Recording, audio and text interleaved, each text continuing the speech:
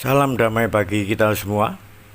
Kali ini tim lintas batas dimensi sedang mengunjungi sebuah situs yang kuno, di mana situs ini dipergunakan pada setiap tahunnya oleh Keraton Surakarta untuk melakukan suatu ritual, yaitu larung sesaji berupa maeso lawung. Maeso yang berarti kerbau, artinya penanaman kepala kerbau di hutan Krendowahono yang berada di desa Krendowahono, kecamatan Gondangrejo, Kabupaten Karanganyar, atau lebih tepatnya 20 km ke arah utara dari kota Surakarta atau Solo. Biasanya ritual atau acara Maeso Lawung diadakan oleh Keraton Surakarta pada setiap tahun sekali, yang biasanya jatuh pada setiap hari Senin atau Kamis di bulan Rabiul Akhir atau bulan keempat dalam kalender Jawa ini. Sebenarnya mempunyai makna atau mempunyai tujuan memohon kepada Tuhan Yang Maha Esa agar senantiasa rakyat Solo atau khususnya warga Keraton Surakarta diberikan keselamatan. Oleh karena itu pihak keraton mengadakan acara Maeso Lawung secara rutin pada setiap tahunnya.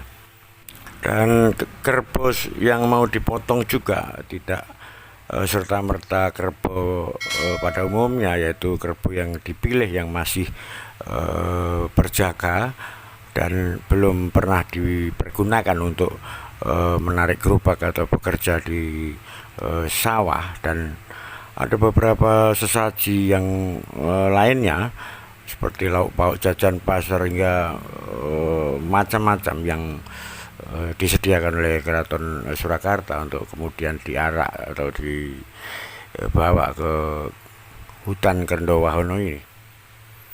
Alas Krendowahono yang masih sangat angker ini, walaupun siang saya datang ke sini, situasi dan suasananya juga sangat-sangat terasa sekali. Dan ini adalah dipercaya sebagai pagar gaib Keraton Surakarta di sisi utara, dan di sisi selatannya adalah pantai Laut Selatan, dan di sisi timur ada Gunung Lawu, dan di sisi barat ada Gunung Merapi. Merupakan semacam empat limo pancer, papat limo pancer, empat penjuru angin dan limo pancernya yang berada di tengah adalah Keraton Surakarta sendiri. Itu artinya di utara dijaga oleh Kanjeng Ratu Betari Durga atau Betari Kalaywati yang istananya di alas Krendowahono, dan di sebelah timur Gunung Lawu, Keraton Gaib Gunung Lawu yang menjaga adalah Sunan Lawu, dan di sebelah selatan dilindungi oleh Kanjeng Ratu Kencana Sari atau Ratu Kidul yang istana di Keraton Laut Selatan atau Laut Kidul. Dan di sebelah barat adalah Kanjeng Ratu Mas yang berada di barat di Gunung Merapi. Semua ini merupakan pagar-pagar gaib yang dipercaya bisa melindungi Keraton Surakarta dari mara bahaya, dan kepercayaan itu turun-temurun dari sejak zaman Mataram sampai sekarang masih tetap diyakini dan dijaga kelestarian budaya dan tradisinya. Selain punden di Krendowahono ini juga ada dua sendang yang mempunyai sejarah. Konon dulu dipakai oleh Pangeran Banguntopo atau Pakubuwono yang ke-6 waktu mendapatkan wahyu, dipakai untuk mandi, artinya di tempat ini untuk siraman. Dan satu lagi sumur yang juga sangat kuno dan sangat angker. Dulu saya pernah diwedeni ning kono, ning sebelah barat. Nanti akan saya kasih lihat tempatnya, dan ada batu gilang yang dulu tempat bertapanya Pangeran Banguntopo atau Pakubono ke-6 dan mendapatkan wahyu di Selo Gilang ini nanti. Alas Kerdowono atau orang-orang dulu menyebutnya Setro Gondomayit ini juga dulu pernah dibuat naruh mayat-mayat zaman Belanda, zaman PKI dulu, digeletakkan begitu saja, tidak dikubur sehingga bau menyengat di mana-mana. Oleh karena itu orang-orang penduduk sekitar juga orang-orang yang lama tapi menyebutnya ala Setro Gondomayit. Dan ini adalah sendangnya, yaitu sendang atau sumur Sehno yang dulu dipakai untuk siraman atau mandi Sinuhun Pakubono yang ke-6 sewaktu beliau tinggal di sini, dalam arti beliau beserta pasukannya. Ini adalah sumurnya atau sendang Sehno.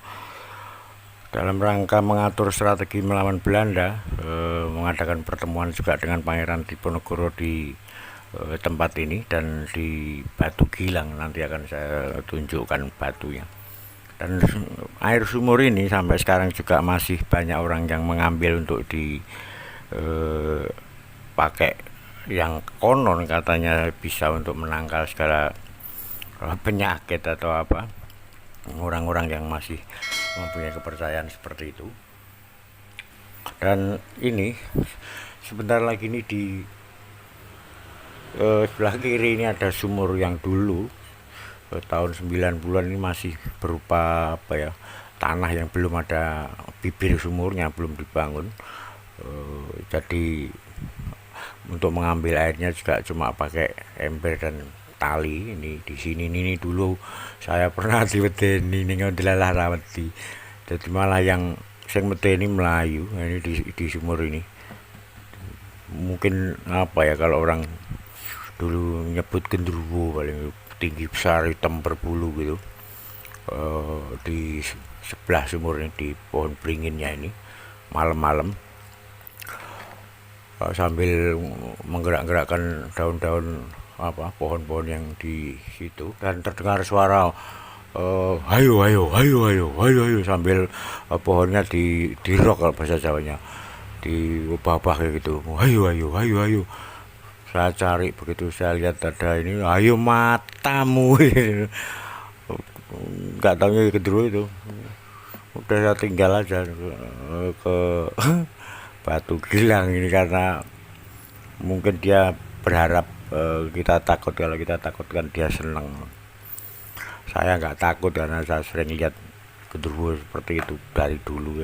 Nggak ada yang perlu ditakutkan. Ini adalah Batu Gilang Selokondo Warubinangun, yang mana dulu pernah dipakai bertapa Pakubono yang ke-6 dan mengatur siasat perang dan pertemuan dengan Pangeran Diponegoro di tempat ini. Dulu dan lebat yang luar biasa pada kala itu semasa Pangeran Diponegoro. Namun sekarang hutannya hanya tinggal sedikit, hanya berapa ribu meter mungkin, karena sudah dikelilingi oleh perkampungan, rumah-rumah penduduk dan berupa sebelah sana itu semacam tegalan atau semacam tanah untuk tanah kering yang ditumbuhi pohon-pohon keras macam pohon jati dan sebagainya. Ini masih sangat angker. Saya dulu pernah beberapa kali tidur di sini, dan memang karena nggak ada penerangan, jadi gelap sekali kalau malam hari. Kalau siang hari terang karena ada matahari. Jadi kalau kita nggak punya niat yang serius gitu juga malas mungkin, atau mikir dua kali. Dan gangguan yang paling berat di sini siang atau malam tuh nyamuknya satu tapi temennya banyak, lemute gedene sak turu-turu. Jadi nek nyokot lorone enggak hilang-hilang pintol-pintol. Ini karena mungkin hutan jadi jarang ketemu manusia. Begitu ada manusia udah keroyok donor. Siang-siang juga banyak nyamuk di sini, maka kalau berkunjung ke sini siapkan autan atau apa untuk melindungi dari gigitan nyamuk dan serangga di tempat ini. Adapun gaibnya di sini tergantung kita mempunyai niat seperti apa, dan asal kita bukan untuk memuja apa yang ada di sini, kita hanya sifatnya itu meminjam tempat di tempat ini untuk permisi memohon kepada Tuhan kita masing-masing di tempat yang sepi ini. Mudah-mudahan apa yang kita inginkan bisa terkabul karena bisa khusyuk atau bisa fokus. Kalau menurut saya seperti itu, dibandingkan kita berdoa di tengah pasar atau di tengah mall, mungkin karena ramai jadi nggak begitu bisa khusyuk. Kalau di tempat sini kan khusyuk karena sepi, yang ada nyamuk, jangkrik, juru kuncinya juga nggak pernah ada, mungkin karena tempatnya tidak seperti tempat-tempat yang lain yang banyak dikunjungi peziarah. Jadi kalau beliau tiap saat di sini makan apa, karena nggak ada rezeki, nggak ada orang berkunjungan, nggak ada orang ngasih duit. Jadi ya kalau ada orang datang dipanggil ke rumahnya baru dilayani, kalau enggak ya ditinggal mungkin ke kebun atau ke sawah atau mungkin kemana. Dan kesakralan tempat ini dari dulu sampai sekarang masih sangat terjaga. Dan dulu saya siang malam juga pernah kesini, dan ini saya kesini karena siang saja suasananya seperti luar biasa sakralnya. Dan mungkin juga yang jelas karena masih pandemi ini, corona, dari tempat-tempat seperti ini juga sepi. Mungkin kalau orang mau kesini juga malas karena suasana juga belum kondusif di negara Republik Indonesia tercinta ini, oleh karena belum terbebas dari bencana pagebluk COVID-19. Mudah-mudahan segera berlalu, mudah-mudahan seluruh rakyat Indonesia bisa sehat walafiat, terlindungi dari segala penyakit dan dilancarkan rezekinya. Juga mungkin yang belum subscribe silahkan subscribe, like, komen agar bisa lebih berkembang channel ini. Sekian dulu dan terima kasih.